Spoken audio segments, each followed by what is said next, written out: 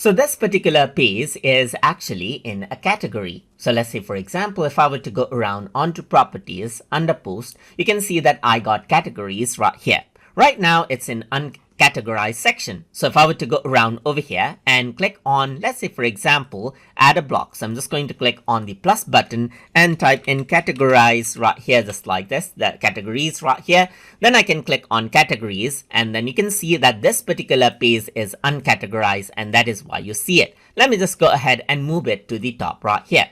So now what you can also do is you can go ahead and, let's say, for example, go to this particular page and then add in sample. So once you go ahead and do that, and then let me just go ahead and save it, this particular page has been added in sample category as well. So now if I were to go ahead and refresh right here, just like this, then what happens is that you'll be able to go ahead and see the sample as well. So let's just go around over here, and now you can see that this particular page is now in sample and uncategorized. So that is what the categories block is actually for. So you can display what categories this particular post is in.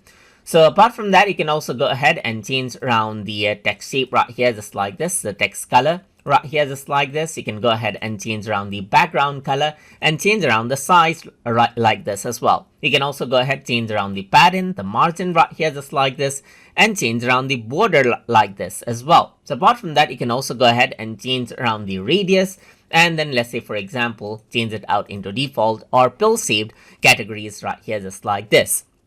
So now if I were to go around and then, let's say, view the page right here, that is view the post, then this is what you have, that is sample and uncategorized. So if I were to click on sample, then what happens is that it'll link me out to another post with sample tagged in it right here, just like this. And that is how you can go ahead and utilize the categories block to display out what categories this particular post is in inside of wordpress.com. So I hope you guys learned something as always. And as always, please like, comment, share, and subscribe.